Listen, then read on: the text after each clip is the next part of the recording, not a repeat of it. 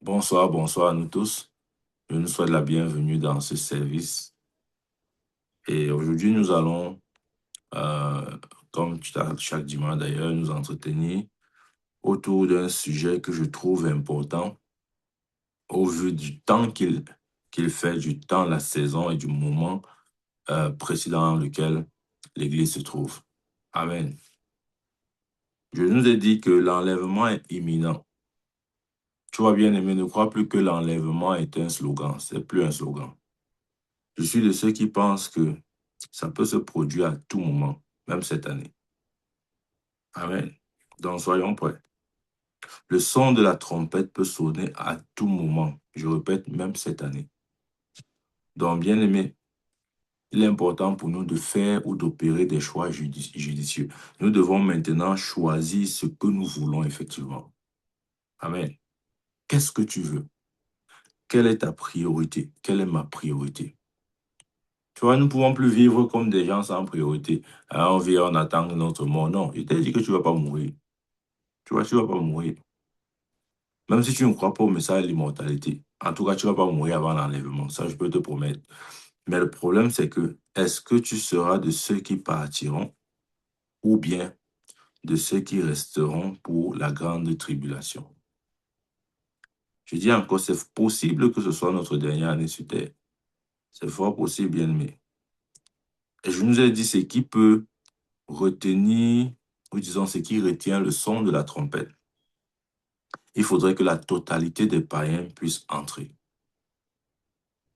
Et tu vois, lorsqu'on parle de cette écriture, nous sommes dans la saison de l'accomplissement de cette écriture. Parce que l'écriture euh, l'écriture selon laquelle euh, les nations du monde doivent écouter l'évangile, peut-être que tu ne sais pas cette écriture, c'est déjà accomplie. Voilà, c'est juste une information que je te donne au cas où tu ne savais pas. Donc, maintenant, Jésus avait dit quoi? Regardez. Jésus avait dit que cet évangile soit prêché dans tout le monde. Regarde, où est ta Bible? Où est ta Bible avec moi?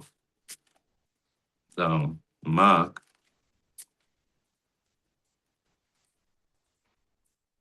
et je prie au nom de Jésus, afin que nos yeux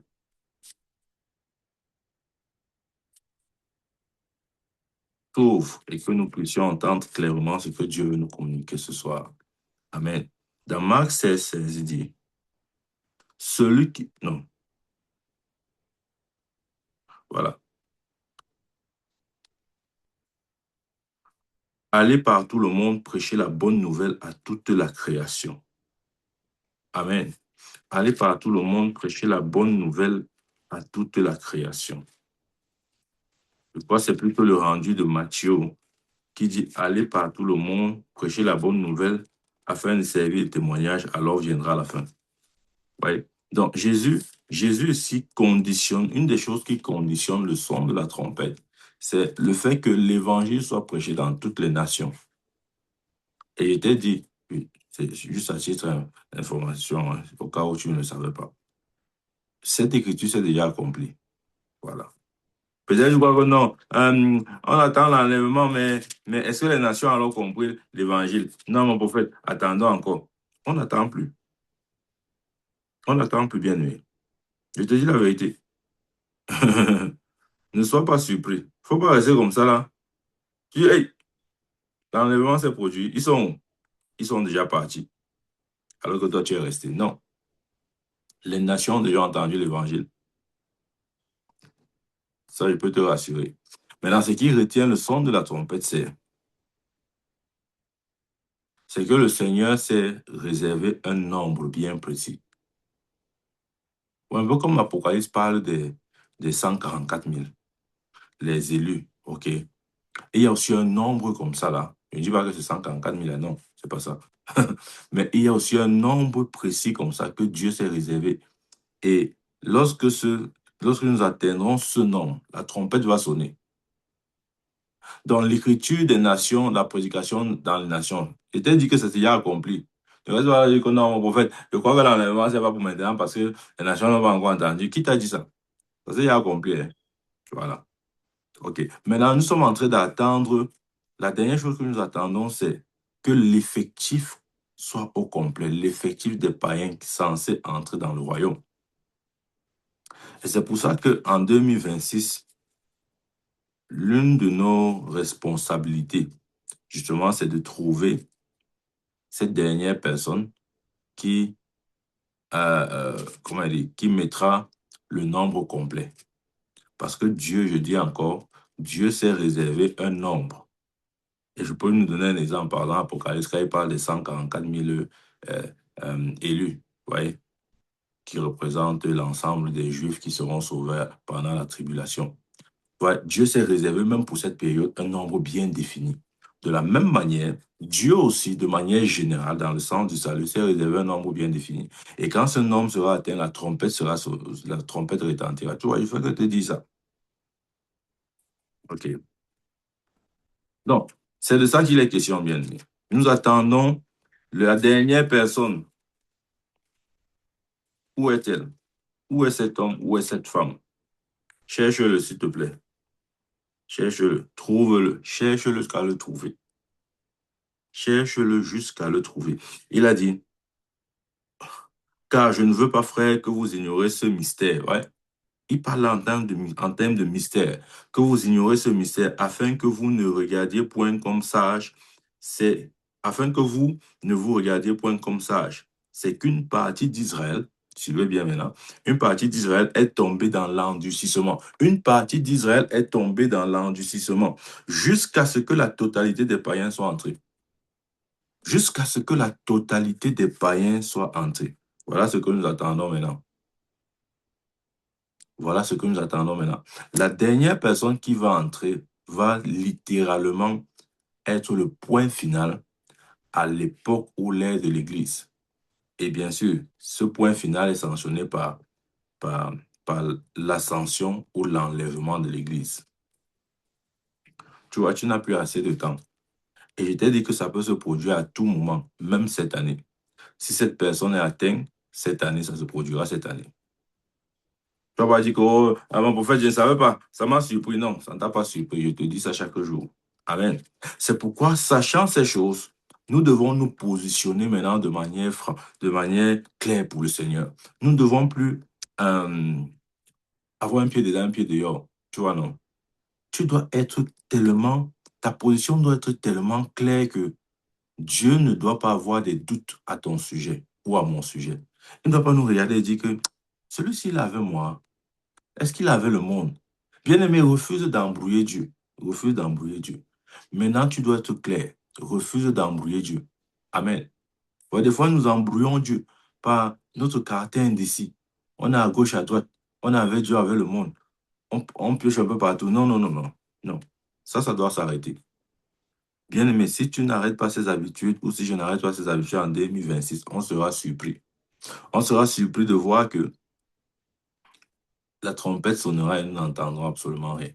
Tu vas juste réaliser que les gens sont partis. Tu vas dire, ils sont où? Ils sont au Seigneur. Après, tu vas dire, tu vas chanter. Le chant en haut. Hein. Quand tu reviendras, chercher tes enfants, ne m'oublie pas. Ouais. Ne m'oublie pas. Je vais te dire, ces chants, pour quelqu'un qui marche avec Dieu, il ne chante pas des choses comme ça. Là. Comment tu dis à Dieu, quand tu reviendras chercher les enfants, ne m'oublie pas. Hey, comment il fait pour t'oublier?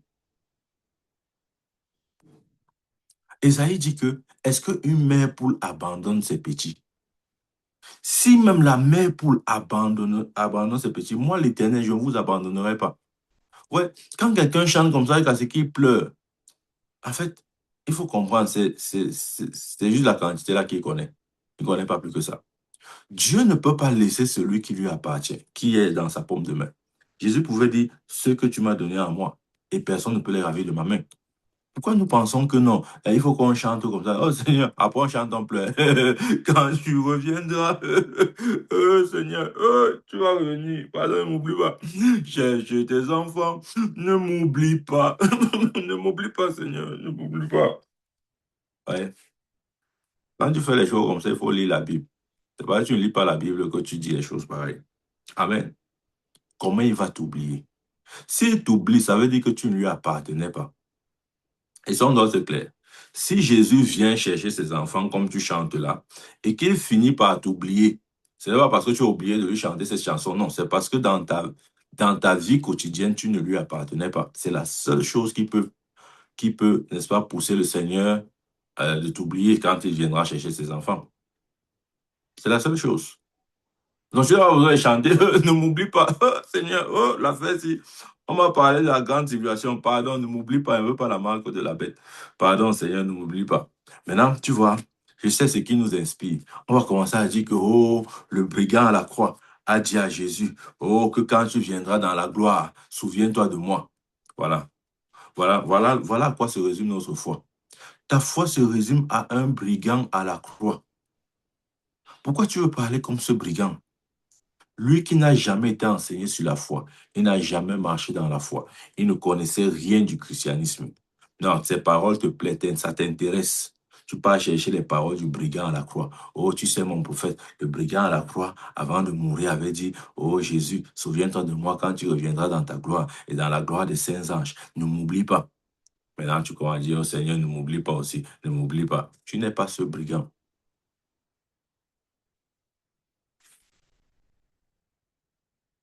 Si tu veux dire ces paroles, sois d'abord dans ces conditions. Va à la croix, qu'on te crucifie et que ce jour-là, Jésus soit à ta gauche ou à ta droite pour lui dire ce que le brigand avait dit. Mais si tu ne peux pas réunir les mêmes conditions, ne te presse pas de confesser les mêmes paroles. Tu vois là? Voilà. Donc, nous parlons aujourd'hui sur le thème vivre pour Christ. Vivre pour Christ. En 2026, c'est bien, tu dois vivre pour Christ. S'il y a une année où tu dois vivre pour Christ, c'est en 2026. Parce que je vous ai dit, peut-être vous ne le savez pas, mais spirituellement, nous avons atteint la ligne rouge. Nous sommes sur la ligne rouge maintenant. La ligne rouge veut dire que tout peut se produire à tout moment. Peut-être que tu ne me crois pas, mais je t'informe. Tout peut se produire à tout moment. C'est pourquoi nous sommes sur la ligne rouge. Nous sommes sur la ligne rouge. J'ai vu, j'ai suivi euh, euh, sur, sur, sur Facebook, quelque chose comme ça là, Facebook ou YouTube, un discours de Donald Trump, ouais, le président actuel des États-Unis. Il a dit quelque chose qui m'a intrigué. Il a dit que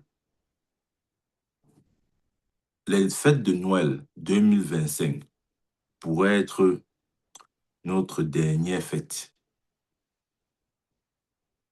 Il a dit, il a dit ça. Tu vois, pour moi connaissant le temps spirituel là où dans lequel nous sommes, cette phrase-là ne m'a pas trop choqué. Il a dit, je peux vous envoyer la vidéo si vous voulez. Il a dit que Noël 2025 pourrait être notre dernier Noël. Bon, je ne sais pas si les gens ont compris ça ou ils n'ont pas compris, ou bien ils ont banalisé. Tu vois, c'est pour te dire que quelque chose se prépare dans l'esprit. Quelque chose se prépare. Le monde ne sera plus jamais le même. En tout cas, pas le monde que nous avons connu. Parce que si ça dégénère, et ça va dégénérer, il faudrait que l'Église soit partie d'abord. Parce que c'est quand nous ne serons plus là que les catastrophes, les calamités, les malédictions, la colère de Dieu s'abattra sur la terre. Amen. Ésaïe appelle ça la colère de Dieu. La période de la tribulation, il appelle ça la colère de Dieu. Bien-aimé, je prie au nom de Jésus que tu ne sois pas sur terre à ce moment-là. Que tu ne sois pas sur terre à ce moment. Ça peut se produire à tout moment. Tu vas te dire ça chaque jour. Ça peut se produire à tout moment. Parce qu'après, tu vas dire que, oh Seigneur, je ne savais pas que tu venais maintenant. Je croyais que tu devais encore attendre. Je t'attendais en 2050.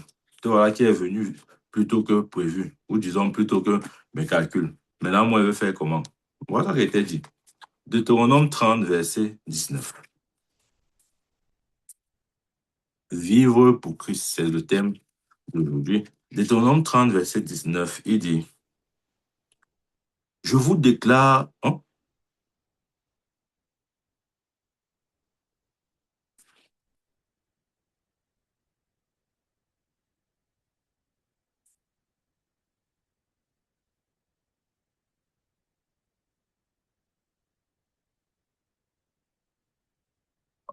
Ouais. Deutéronome 30, verset 19. Il dit, je prends aujourd'hui à témoin contre vous le ciel et la terre. Je prends aujourd'hui à témoin contre vous le ciel et la terre. J'ai mis devant toi la vie et la mort. Oh, si. J'ai mis devant toi la vie et la mort, la bénédiction et la malédiction. Choisis la vie afin que tu vives, toi et ta postérité. Choisis la vie afin que tu vives, toi et ta postérité. J'ai mis devant toi la vie et la mort, la bénédiction et la malédiction. Choisis la vie afin que tu vives, toi et ta postérité. Ouais, lorsqu'on parle de vivre pour Christ, c'est un choix, bien aimé. C'est un choix. C'est un choix qui doit être opéré par chacun de nous. Ce n'est pas, ce n'est pas une obligation ou bien quelque chose que Dieu nous impose. Non. S'il y a une chose que Dieu respecte dans l'homme qu'il a créé, c'est le libre arbitre, sa capacité de choisir. Je crois que c'est notre plus grande bénédiction. Pourvu que comment dire, pourvu que nous fassions bon usage. Parce que si tu opères sur les mauvais choix, les conséquences seront là. Et si tu opères les bons choix, bien sûr, il y aura aussi des conséquences, enfin des conséquences positives. Négatives pour les mauvais choix et positifs pour les bons choix. Maintenant, c'est à nous de choisir. Il dit, je mets devant toi la vie et la mort. Choisis la vie afin que tu vives toi et ta postérité. Donc, vivre pour Christ en 2026, c'est un choix personnel. Personne ne va t'imposer cela, bien. Ne reste pas à croire que non, les gens vont m'imposer. On ne va rien t'imposer. Si tu veux, tu fais. Si tu veux, tu ne fais pas. Amen. Rien ne te sera imposé. Ouais, parfois nous sommes les enfants de Dieu que nous sommes. Parfois on a des craintes et des peurs. Donc, quand tu dis à quelqu'un qui a l'enlèvement, il a peur. Oh, pourquoi tu dis ça? Non, tu ne dois plus prêcher ça. Ne prêche plus ça. En fait, pourquoi tu dis ça? Personne ne connaît le jour et l'heure. Personne ne connaît le jour et l'heure. Personne. Il faut te calmer. Tu vois, quand tu dis souvent ça, ce n'est pas que tu veux citer l'écriture. En fait, tu veux échapper à ta conscience. Tu ne veux pas qu'on allait ta conscience. Tu ne veux pas que on présente ce voyant rouge, qu'on te dise, hey, attention, c'est bientôt, c'est bientôt. Tu fuis, tu veux échapper à ta conscience. Tu prends maintenant un verset, tu dis, oh, hein, mon prophète, personne n'a dit que, Jésus a dit que personne ne connaît le jour et l'heure. Tu vois, il faut laisser ça, il ne faut pas dire les choses comme ça là. Personne ne connaît. Je t'ai déjà dit que nous sommes sur le fil rouge. Amen. Donc l'enlèvement pour toi doit être plutôt un sujet de joie. En fait, tu dois te presser, j'ai envie de dire, que cet événement arrive. Tu dois t'empresser. Tu ne dois pas être dans la peur. Dans la peur. Ouais, parfois, on a peur de notre salut. Ou si vous voulez la sécurité éternelle. On dit, ouais, est-ce que j'ai encore le salut? Et mon salut, c'est peut-être perdu. Mon prophète, est-ce que j'ai encore le salut? C'est parti. C'est tout là. Mon salut est parti. Non. D'où nous sortent ces interrogations? Il y a des choses que nous ne sommes pas censés nous poser comme question. Tu ne peux pas marcher avec Dieu et avoir peur de l'enlèvement. Parce que la Bible dit, Enoch marcha avec Dieu et il fut enlevé. Enoch marcha avec Dieu et il fut enlevé. Tu vois? Enoch n'avait pas peur. Élie non plus. Il avait dit à Élisée, je serai enlevé. Il l'avait dit, bien aimé. Il avait dit à Élisée, je serai enlevé. Si tu me vois pendant que je suis enlevé, cela t'arrivera. Si tu ne me vois pas, cela ne t'arrivera pas. Lorsqu'il parle, il demandait la double portion. La double portion. Enoch n'avait pas peur de l'enlèvement. Élie n'avait pas peur de l'enlèvement. Même Jésus lui-même. Regardez le jour où il a été enlevé, ou son ascension au ciel. Bien aimé, je crois que l'ascension de Jésus, c'était quelque chose de simplement époustouflant. C'est-à-dire que il n'est pas allé rapidement. Hein. Il n'est pas monté comme Élie, il est monté avec les chars de feu, le tourbillon s'est venu, wow, wow, wow, il a fait le bruit avant de partir. Non, Jésus n'a pas fait de bruit. Il est parti doucement devant les yeux de tous les disciples. Parce qu'il ne faudrait pas qu'un disciple dise que qu'est-ce qui prouve qu'il est monté au ciel. Moi, je ne l'ai pas vu monter au ciel. Non. Il voulait que la vérité de l'ascension ou de l'enlèvement soit profondément gravée en eux. Et la seule façon pour eux de recevoir ce message, c'est de le voir lui-même enlevé. Ils ont vu leur Seigneur être graduellement enlevé devant leurs yeux. Comment il l'évitait, il montait progressivement. L'ascension de Jésus était très progressive. C'était pas une ascension rapide. Parce que la vérité de l'ascension ou de l'enlèvement devait être enracinée dans le cœur des apôtres. Ils devaient savoir que de la même manière qu'ils ont vu leur Jésus partir, quitter ce monde de cette manière, c'est comme ça qu'ils quitteront. Et d'ailleurs, les anges, deux anges ont apparu lorsqu'ils montaient. Il a dit, le Jésus que vous avez vu partir reviendra de la même manière. Il revient faire quoi? Il revient justement pour que son Église expérimente ce qu'il a expérimenté, cette ascension-là. Et c'est ce que nous attendons. Je ne veux pas que tu aies dans les distractions, parce qu'aujourd'hui, croyez-moi, dans le corps de Christ, je ne suis pas juge, mais je peux le dire, il y a trop de distractions. Parce que la distraction, c'est quoi? La distraction, ce n'est pas, c'est le fait de ne pas reconnaître le temps et la saison dans lequel nous sommes. Ça, c'est la plus grande distraction de l'Église. Au point où certains serviteurs de Dieu, même, ils ne sont même pas conscients il y aura un enlèvement, que l'enlèvement est imminent. Hein. Non, ils ne savent pas. Ils ne savent pas. Ils ne le savent pas. Je vous dis la vérité, très peu là. Ils disent seulement, mais ils ne croient pas à ce message, en fait. Ils disent parce que, oh, la Bible a dit qu'il y a l'enlèvement. Mais le caractère imminent de l'événement, ça leur échappe. Ils ne savent pas. Comment je sais? Quelqu'un ne peut pas se dire que, ne peut pas être sûr que l'enlèvement est imminent. Il est encore dans les projets de, dans 10 ans, dans 20 ans, dans 30 ans, voici ce qu'il veut faire. Ça n'a pas de sens. Ça n'a pas de sens. Tu ne peux pas avoir les projets de 20, 30 ans et tu dis en même temps que l'enlèvement est imminent. Ça veut dire que tu ne crois pas à ce message. Tu ne crois pas. Tu ne crois pas. Sinon, tu réduirais tes projets de long terme en des projets de court terme. Ça, c'est la preuve que tu crois que l'enlèvement est imminent. Sinon, comment je dis ça? Tu concentrerais toute ton énergie vers la chose qui vaut vraiment la peine. C'est vrai. C'est pourquoi pour nous ici, j'insiste encore, sauf si tu ne crois pas à cet appel ou à ce message, mais si tu crois à ce message, l'enlèvement est proche. Je peux te dire ça avec certitude, c'est proche. Prépare-toi. Et il t'a dit, ça peut se produire à tout moment. Il t'a dit ce qu'on attend. On n'attend plus que l'évangile soit prêché dans toutes les nations. C'est déjà accompli. Voilà. Ne t'accroche plus sur le verset là, que mon prophète, hein, la Bible a dit qu'il faut que l'évangile soit prêché dans toutes les nations pour servir de témoignage. Alors viendra à la fin. Est-ce que alors l'évangile est prêché dans toutes les nations? Il t'a déjà dit oui. Amen. Peut-être comme toi, tu ne prêches pas, tu crois que les autres ne prêchent pas. Que non, comme tu ne prêches jamais là, tu te dis que non, non, c'est sûr que c'est le statu quo. Rien n'a avancé. Beaucoup de choses se sont produites. Oh, comment? Si tu ne fais pas, quelqu'un d'autre va faire.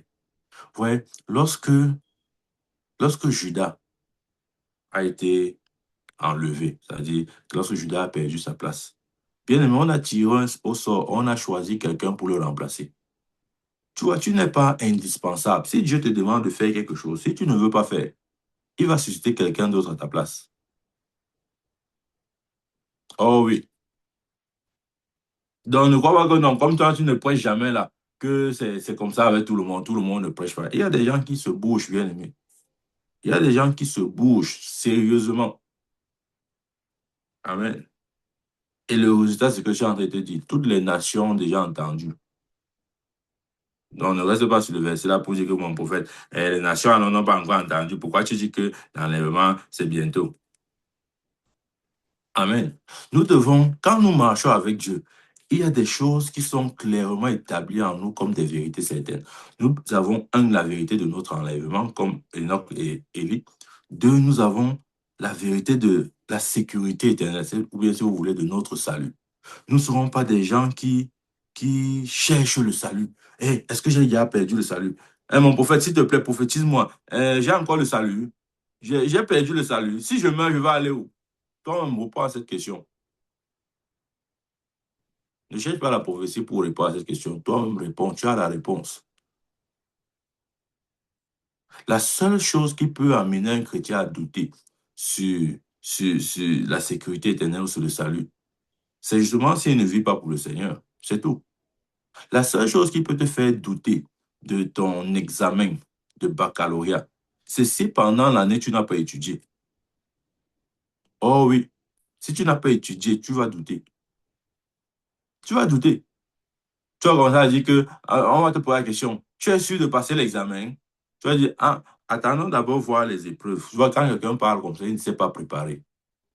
Quand quelqu'un se prépare pour un examen, oh, oh, croyez-moi, il n'a pas besoin de voir les épreuves avant d'attester sa réussite. Il n'a pas besoin. Il n'a pas besoin. Je vous dis la vérité, il n'a pas besoin. Oh, c'est vrai, il n'a pas besoin. Tu vois, mais quand l'élève dit que non, ça dépend des épreuves, ça dépend de comment on va composer les épreuves, il n'a pas étudié. Il n'a pas étudié. Je dis qu'il n'a pas étudié. Oh, il n'a pas étudié. Si tu attends l'épreuve pour déterminer ton succès, tu n'as pas étudié. Parce que tu peux t'entraîner de telle sorte que tu puisses dire, quelle que soit l'épreuve, je vais réussir à l'examen là. De la même chose, de la même manière, si tu vis pour Christ, tu pourras dire, quel que soit le jour où il vient, je serai enlevé. Quel que soit le jour. S'il vient même aujourd'hui, je suis sûr que s'il prend une personne, ça sera moi. S'il vient demain, je suis sûr que s'il prend une personne, ça sera moi. Mais quand tu vois les chrétiens, ils disent qu'on ne sait pas, mon prophète, on ne sait pas, c'est Dieu seul qui sait. C'est Dieu qui sait qui est avec lui, qui n'est pas avec lui. Sache qu'il n'est pas avec Dieu. Tu ne peux pas marcher avec Dieu et ne pas le savoir. Enoch marcha avec Dieu et il ne fut plus parce que Dieu l'enleva. Tu ne peux pas marcher avec Dieu et ne pas savoir que tu seras enlevé. Ça veut dire que tu ne marches pas avec Dieu. C'est vrai. Tu ne peux pas marcher avec Dieu et douter sur ton salut. Oh, est-ce que j'ai le salut? Et c'est y a parti. Ah, mon prophète, mon salut a voyagé. Et ça voyage et ça te laisse comment? Ça veut dire que tu ne l'avais pas.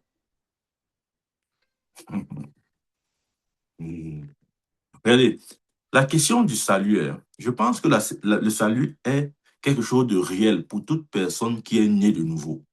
La première condition, c'est de naître de nouveau.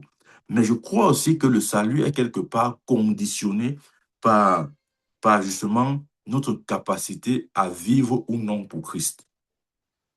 Ah, ah. J'espère que tu comprends bien ce qu'elle dit. Parce qu'il y a des gens qui croient que non. Le jour, depuis qu'ils ont confessé Jésus, là, ils ont fait la prière à la repentance. Ils ont reçu le salut. Ils peuvent vivre comme ils veulent. Hein? Ça ne fait rien. Même si je vis comme je veux. J'ai déjà confessé Jésus, non. Mon prophète, j'ai confessé Jésus, non. La Bible dit que si tu confesses le Seigneur et ta bouche, si tu crois dans ton cœur que Dieu l'a fait d'entre les morts, tu seras sauvé. Car c'est en croyant du cœur qu'on parvient à Jésus, la confession dans la bouche qu'on parvient au salut. J'ai confessé, non. J'ai le salut, non. Tu vois, il t'a dit ceci. Le salut, bien sûr, le salut est réel pour celui qui est né de nouveau.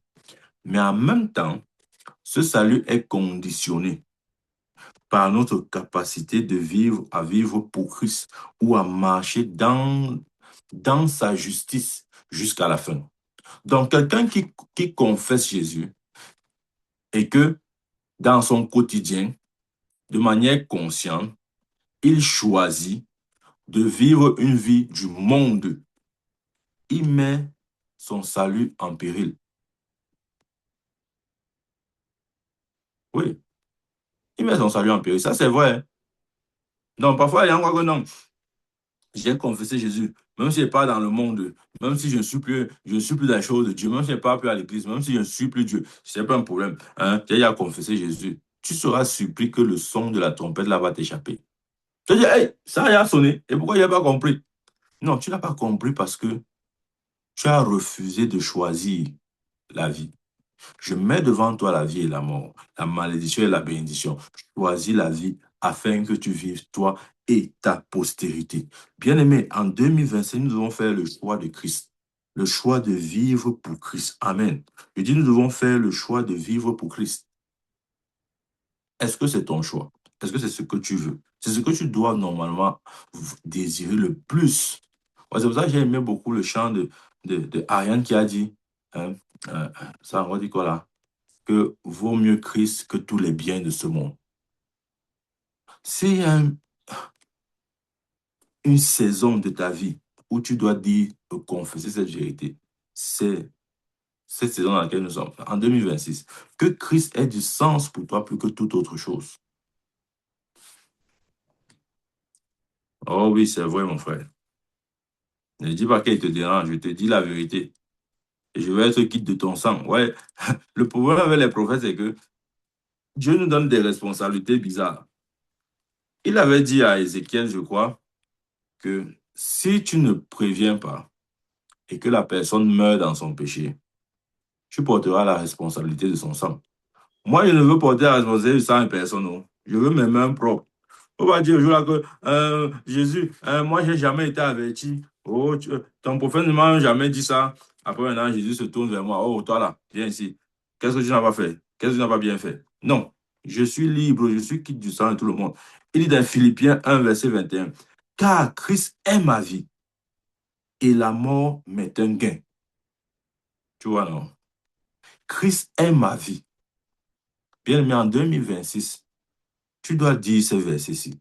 Tu ne dois pas juste le réciter, ça doit être ta réalité, ton témoignage. Christ est ma vie.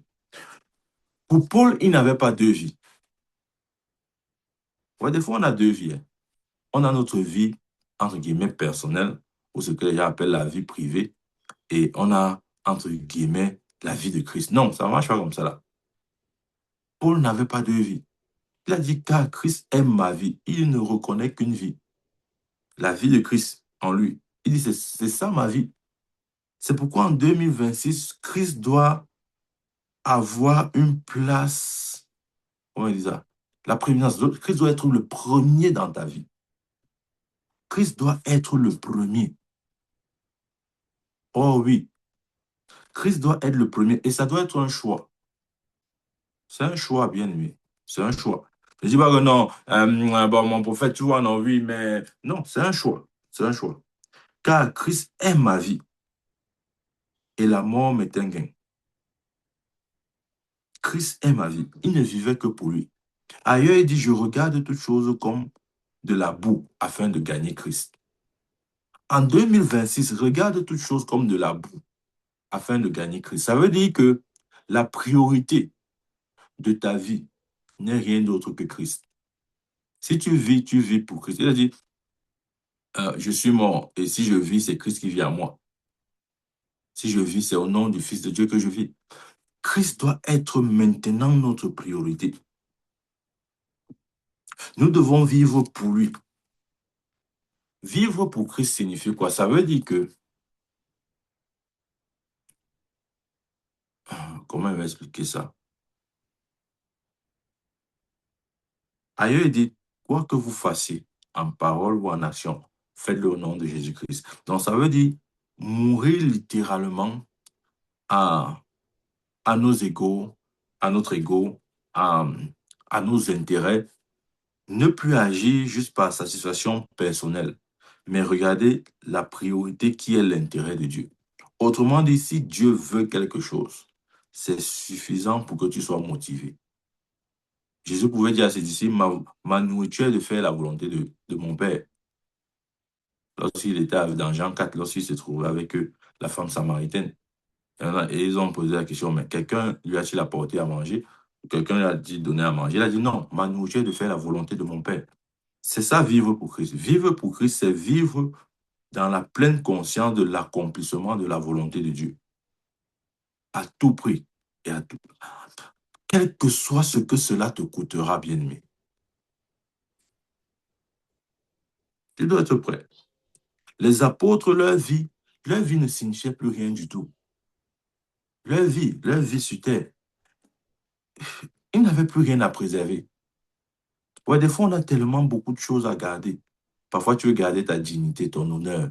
Tu ne veux pas dire certaines choses parce que, bon, tu ne veux pas que les gens te voient différemment. Tu ne veux pas peut-être rendre public ta foi parce que tu as peur du regard des autres. Oh, si on dit que je suis dans les églises de réveil, qu'on va penser quoi de moi? Oh, si on dit que tu as chanté dans les Alléluia, on va penser quoi de moi? Oh non, mon prophète, tu vois, c'est que je comprends ce que tu dis, mais je peux pas affirmer ma foi d'une certaine manière, sinon la société va me rejeter. Je ne peux pas dire certaines choses. Qu'est-ce que les gens vont penser de moi? Bien aimé, toutes ces choses ne servent à rien. Parce que personne ne te sauvera le jour du jugement. Dieu ne... Tu n'auras pas d'avocat. Personne ne sera là pour défendre ta cause. Tes œuvres parleront à ta place. Si elles sont bonnes, gloire à Dieu. Si elles sont mauvaises, tu sais ce qui se passe. Donc ne reste pas là à vouloir plaire aux hommes. Paul dit, si je voulais plaire aux hommes, serait-ce encore homme de Dieu? Tu ne peux pas plaire aux hommes et plaire à Dieu en même temps. Non. Vivre pour Christ aussi, ça, c'est décider de plaire à Dieu. Dans les plaies à l'homme, tu n'es pas là pour chercher à dire, oh, ok, l'homme, tu es d'accord avec moi? Bon, marchons ensemble. Oh, l'homme, est-ce que tu... Non, non, non, non, non.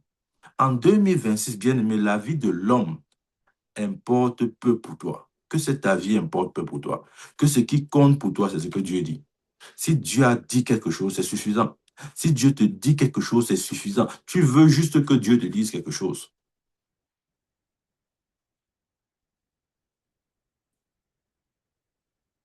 Est-ce que tu es conditionné de cette manière pour cette année?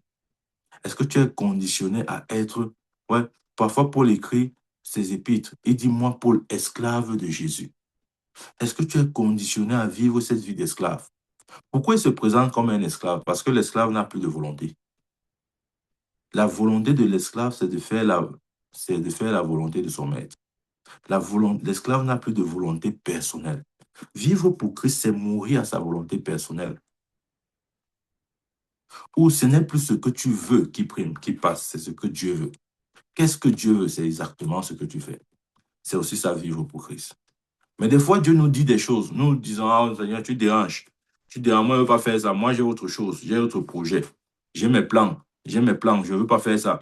Ou bien, je veux faire tes plans là après. Laisse d'abord que je fasse ce qui me revient. Après, je ferai. Ouais, ça me rappelle un jour.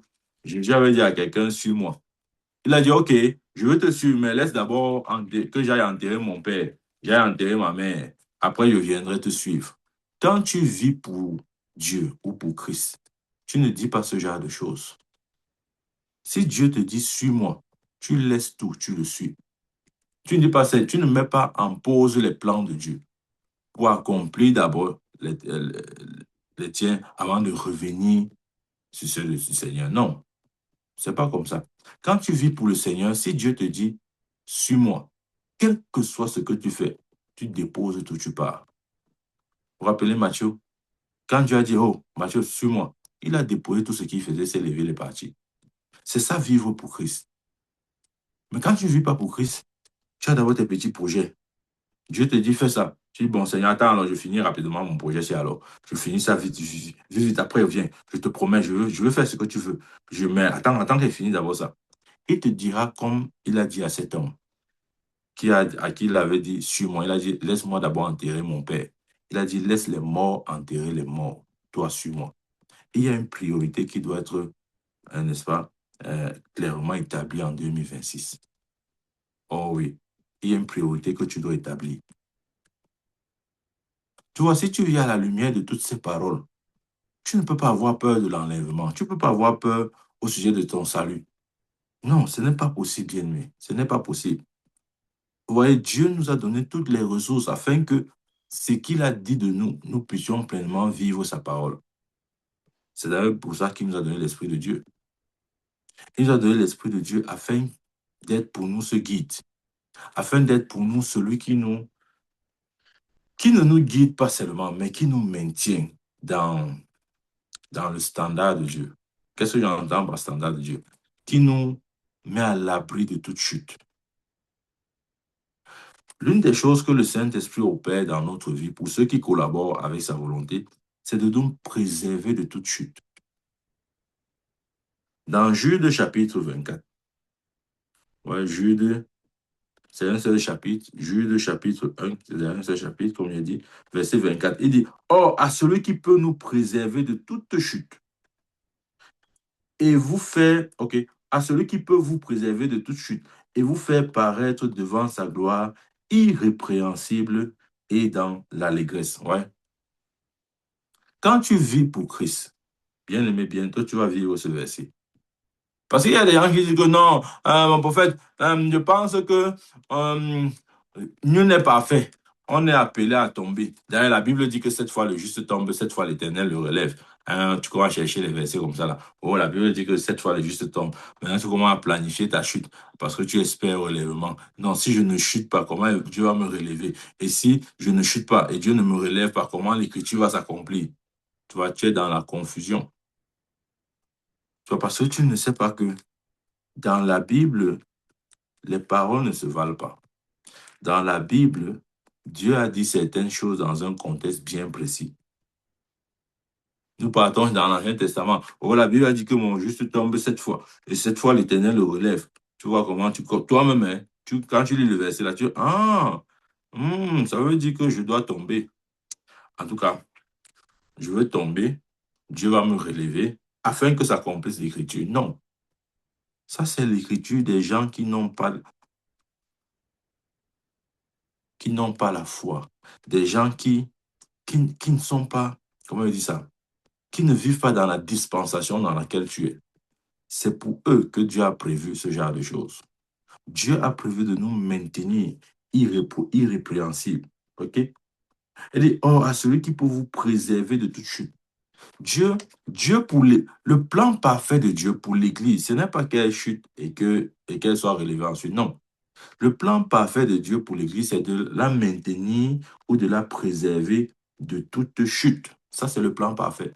Maintenant, tu préfères quoi? Tu préfères prendre une parole ancienne, obsolète, ou bien t'ajuster à ce que Dieu dit actuellement. Nous devons nous ajuster au maintenant de Dieu, c'est-à-dire la parole que Dieu dit maintenant. Parce que c'est ça qui est efficace, c'est ça qui marche.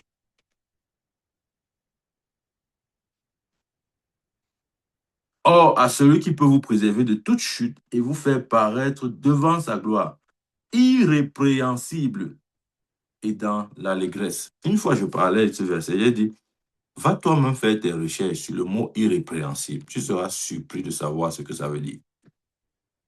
Tu seras surpris. Va, va chercher dans les versions originelles. OK?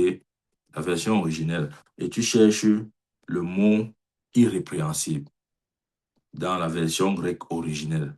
Tu regardes ce que ça veut dire. Tu seras surpris. Tu vas voir que tu es en train de vivre une vie qui n'a rien à voir avec le christianisme. C'est-à-dire, tu vis une vie qui est, je ne sais pas, une vie torchon. Je vous te dis la vérité. Tu vis une vie brouillon. Ça n'a rien à voir avec ce que Dieu a prévu pour toi. Et tu pars chercher les versets qui disent que oh, l'Éternel est mon soutien. Si je tombe, il va me relever. Tout ça. Non. Pourquoi tu ne veux pas vivre dans l'irrépréhensible de Dieu? Pourquoi tu ne veux pas vivre dans le Dieu qui me préserve de toute chute et qui me présente devant sa gloire irrépréhensible? Je ne veux pas te dire ce que ça signifie. Tu vois, tu veux, c'est un gros pour faire rester comme ça, il te dit tout. Il ne m'a pas dit, il ne m'a pas expliqué ce que irrépréhensible veut dire. Ça, c'est ton devoir là-bas. Fais-le, si tu veux. Si tu veux, ne le fais pas. Va chercher dans la version originelle. Cherche le mot irrépréhensible. Tu seras surpris de voir ce que ça veut dire. Et maintenant, quand tu regardes le mot là, regarde à ta propre vie. Tu vas voir le gap qu'il y a entre ce que ce mot dit et ce que ta vie est. Bien aimé, ça sera comme l'abîme. Tu vas dire, mais je suis dans quoi? Je suis dans quelle vie? Je vis quoi comme ça? Oh oui. Maintenant, va aussi chercher le mot préserver. OK? Tu as 2 mois à chercher. Je ne veux pas te dire. Pour faire, cherche pour nous, je ne cherche pas. J'ai déjà cherché pour moi. Va aussi chercher pour toi. Cherche le mot préserver dans la version originelle. Cherche le mot irrépréhensible. Quand tu auras les significations de ces 2 mots-là, hein, maintenant assieds-toi, regarde à ta propre vie.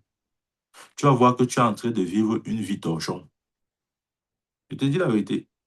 Tu vas voir que tu es en train de vivre une vie brouillon. Une vie qui n'a rien à voir avec ce que Dieu a prévu pour toi. Et quand tu vas réaliser ça, j'ai envie de dire, aie en toi une sainte colère. De dire, non, ça doit changer. Je ne peux pas vivre une vie aussi misérable alors que le meilleur de Dieu, pour moi, est autre chose. Mais tu vois, tu ne peux avoir cette vie où Dieu te préserve de toute chute, ou te présente dans sa gloire irrépréhensible que si la condition ou le prérequis est établi, c'est-à-dire vivre pour Christ. Ne reste pas là, tu vis pour toi, tu vis pour tes projets, tu vis pour le monde. Après, tu viens dire, mon prophète, la vie de gloire irrépréhensible. Je confesse l'irrépréhensible. Je confesse la vie de gloire irrépréhensible. Oh, c'est pas comme ça. Hein. Oh, la Bible a dit qu'il va me préserver de toute chute. Je confesse, oh Saint-Esprit, tu me préserves de toute chute. Avant de confesser ça, oh, tu me préserves de toute chute. Seigneur, je confesse l'irrépréhensible dans ma vie. D'accord. Pose-toi la question, est-ce que je remplis la condition? Tu vois, même pour être employé quelque part, on ne prend pas juste quelqu'un par pitié. Hein. Ne crois pas que non, on va te recruter par pitié. Tu vas venir là, tu vas dire, ouais, pardon, je suis père des enfants. J'ai les enfants à charge, pardon, recrutez-moi. Personne ne te recrute comme ça. Si tu ne remplis pas les conditions du poste, on va te chasser. Tu sais pas ça. On va te chasser, tu n'auras pas ce travail. Donc, oui, quand on dit il va nous préserver de toute chute, c'est bien beau. Oh, il va nous présenter, nous faire paraître devant sa gloire irrépréhensible. C'est bien beau. Mais est-ce que nous remplissons la condition pour vivre cela? Est-ce que nous vivons pour Christ? Il était dit qu'en 2026, tu dois vivre pour Christ. Moi, c'est ma résolution. Je ne sais pas quelle est ta résolution. Parce que je sais ce qui est à venir. Je sais ce qui s'apprête à venir. Et si je ne suis pas dans cette condition-là, OK, bien aimé, je peux être désagréablement surpris. Si tu ne vis pas pour Christ, tu peux être surpris. Oh. Ne compte pas sur ta prière de la repentance que tu as fait. Oh, j'ai dit, Seigneur Jésus, je suis un pécheur, viens dans ma vie, accepte-moi, je t'accepte comme mon sauveur, mon Seigneur personnel. Fais de moi la personne que tu veux que je sois. Je suis l'âgé, tu es le potier. Donne-moi la forme qui te plaît. Je te reçois dans mon cœur. Scelle-moi par ton Esprit Saint. Au nom de Jésus, Amen. Si tu crois que c'est suffisant, ce n'est pas vrai. Je dois te le dire, ce n'est pas suffisant. C'est le début. Lorsque tu le fais, tu as franchi la première porte, la porte du royaume. Maintenant, tu dois demeurer dans le royaume. C'est pas ça. Si quelqu'un entre, après il ressort, il ne va pas dire que non, comme j'étais entré une fois là, ça va, non? Non. Parce que comme tu es entré, tu peux ressortir. Et beaucoup sont entrés, sont ressortis sans le savoir. Hein. Et après, ils seront surpris que quand le maître va venir, ils ne les trouveront pas dans la salle. Ils vont dire, mais je suis entré dans la salle, non? Oui, mais est-ce que tu es resté dans la salle? Tu es entré, mais est-ce que tu es resté? Tu n'es pas ressorti? Tu dois te poser cette question. Pose-toi cette question. Est-ce que je suis encore à l'intérieur ou je suis dehors? Paul pouvait dire, examinez votre foi vous-même. Examinez-vous vous-même pour voir si vous êtes encore dans la foi. Tu dois atteindre le niveau où tu t'examines. Hein. Je vais te dire, ton sang ne va pas retomber sur moi. Tu dois atteindre le niveau où tu t'examines. Est-ce que je suis dans la foi? Tu dois t'examiner. Parce que tu peux sortir consciemment ou inconsciemment. Hein. Quelqu'un qui ne vit pas pour Christ, même s'il a fait la prière du salut, attention, c'est lui seul qui sait s'il est sauvé ou pas. Hein. C'est lui seul qui sait. Parce que j'ai dit, oui, la sécurité éternelle est accordée pour ceux qui sont nés de nouveau. Mais la vérité, c'est que nous la conservons par le genre de vie que nous menons. Jésus pouvait dire, si vous m'appelez Seigneur, pourquoi ne faites-vous pas ce que je dis? Ouais, c'est pas suffisant de dire Jésus est mon Seigneur. Et j'ai confessé Jésus est mon Seigneur dans ma vie. Il est mon Seigneur dans mon cœur. Est-ce que tu fais ce qu'il te dit? C'est aussi ça, vivre pour Christ, c'est faire ce qu'il te dit. Est-ce que tu fais ce qu'il te dit? Je vais te dire ce qui se passera si tu ne fais pas ce qu'il te dit. La conséquence directe, c'est que le verset qui dit, à la fin, beaucoup diront, en mon nom, ils ont chassé les démons, ils ont guéri les malades, et moi, je leur dirai, éloignez-vous de vous, vous qui commettez l'iniquité. Tu sais ce que ce verset signifie? C'est justement ceux qui sont entrés dans le royaume par la nouvelle naissance et qui ont refusé de vivre la vie du royaume. Et refusant de vivre cette vie, c'est-à-dire de vivre pour Christ, ils se sont encore exclus, mais ils ne savent pas. Hein. Ils ne savent pas. Ils se disent qu'ils sont encore dedans parce qu'ils ont eu à confesser Christ. Mais la réalité, c'est qu'ils sont là dehors. La chose qui maintient la sécurité éternelle, c'est notre capacité à vivre pour Christ. Tu vois, au début de ce message dit que si tu vis pour Christ, tu n'as pas besoin de lui dire que, oh, quand tu vas venir, quand tu reviendras chercher tes enfants, ne m'oublie pas. Il va t'oublier comment? Je t'ai posé la question. Si tu vis pour lui, il va t'oublier comment? Esaïe a dit, une mère pour oublie, oublie ses enfants. Non. Et si même elle oublie ses enfants, moi, l'Éternel, ne vous oublierai pas. Voilà. Donc, bien aimé, aujourd'hui, je suis venu te dire de la part de Dieu de choisir de vivre pour Christ en 2026. Mets de côté tes priorités personnelles et commence à demander au Seigneur quelles sont ses priorités. Je crois que c'était la force de Jésus et des apôtres. Ils cherchaient toujours la priorité de Dieu. Regardez la vie de Paul. Ce qui comptait pour Paul, c'est faire ce que Dieu veut. Même si c'était au prix de sa vie.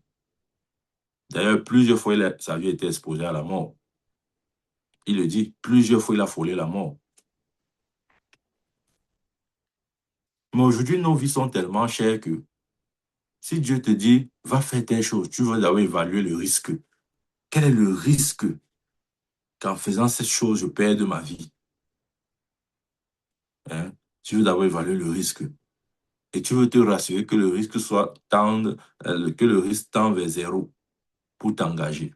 C'était pas comme ça que les apôtres étaient. Plusieurs fois, ils ont été fouettés pour la cause du royaume. Plusieurs fois, ils ont été emprisonnés. D'autres sont morts au tranchant de l'épée. D'autres sont morts par crucifixion. Ouais. Par exemple, Pierre. Vous savez comment Pierre est mort? Pierre, l'apôtre Pierre, il a été crucifié en l'envers. Parce que quand on l'a attrapé, on a voulu le crucifier. Il a dit non, ne me crucifiez pas à l'endroit, crucifiez-moi à l'envers parce que je ne suis pas digne de mourir comme mon Seigneur. Il n'a même pas voulu être crucifié à l'endroit parce qu'il disait qu'il n'était pas digne de mourir comme Jésus.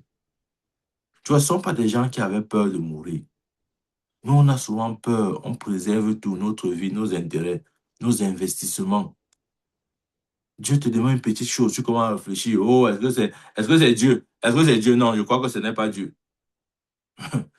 Je pense que si on était à la place d'Abraham, beaucoup d'entre nous ont échoué le test. Hein. Dieu dit à Abraham, donne-moi ton fils, ton unique.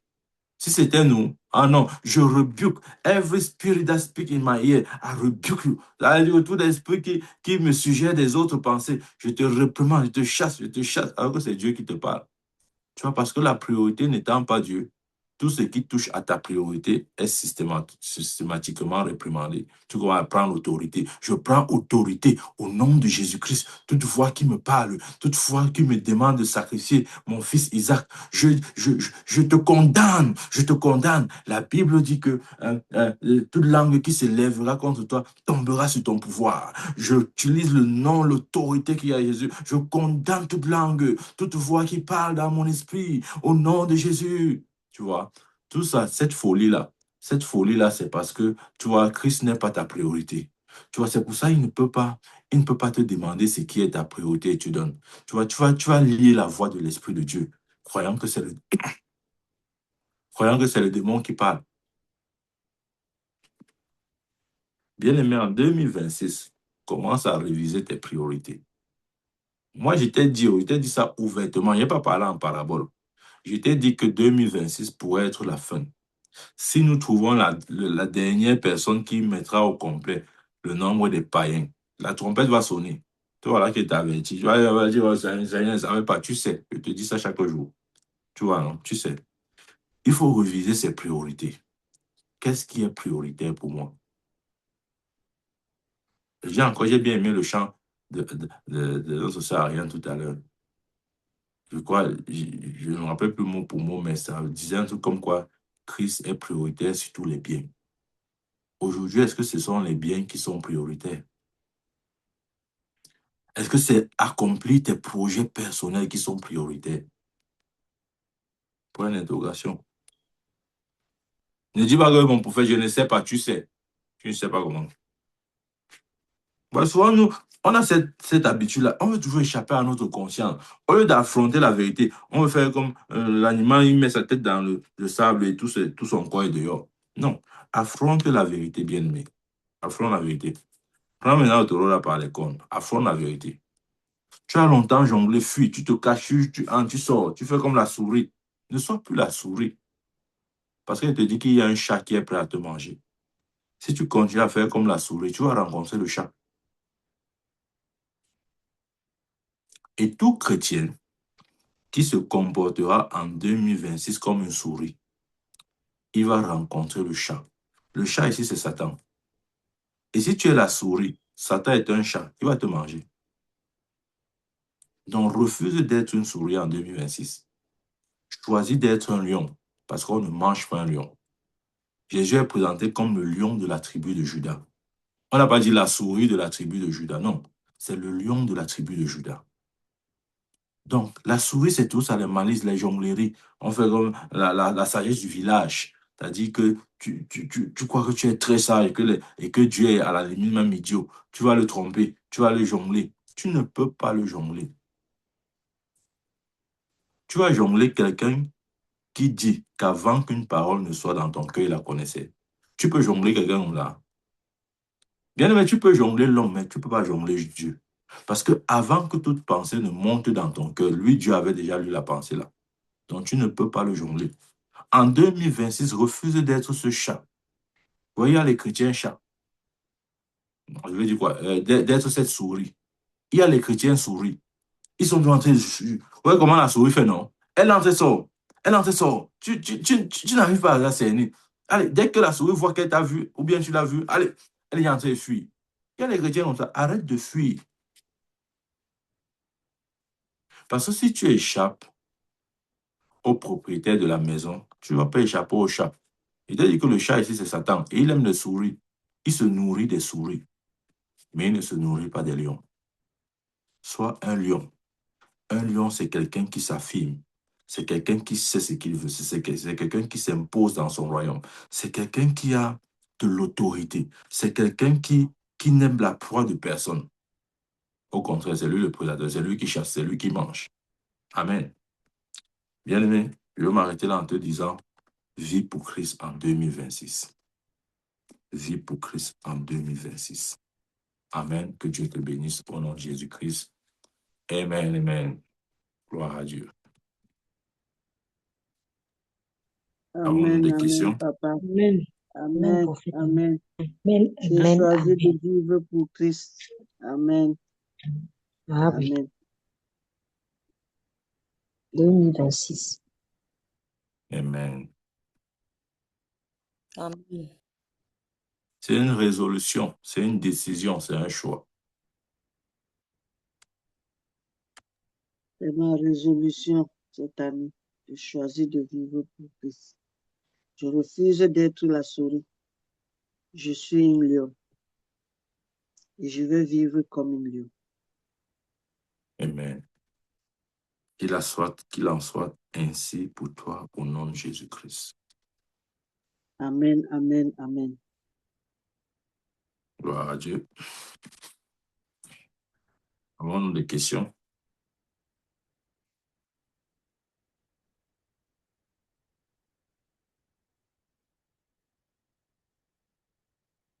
Des questions?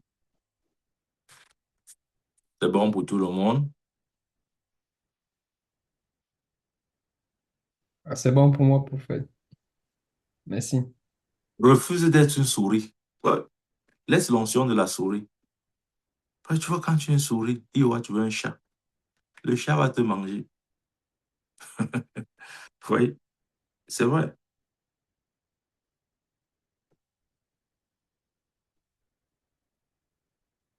Amen. Vivons pour Christ, bien-aimés. Vivons pour Christ.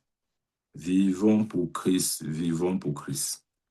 Si nous n'avons jamais songé à diriger notre vie de cette manière ou être résolu dans cette direction-là, bien-aimé, 2026, que ce soit ta résolution. Il a dit, à tes résolutions répondra le succès. Amen. Lorsque nous avons les bonnes résolutions, nous allons assurément réussir. Amen. OK. S'il n'y a pas de questions, gloire à Dieu. Et j'aimerais rapidement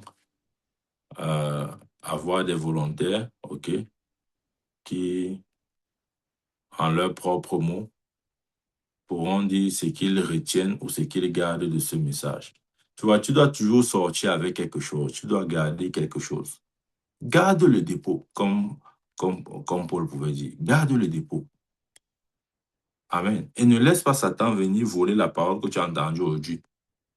Soit il va venir voler ça après. Il va dire non, attends encore la prochaine prédication. Non. Tu n'as pas besoin de la prochaine prédication. Tu as juste besoin de cette prédication-ci. Amen.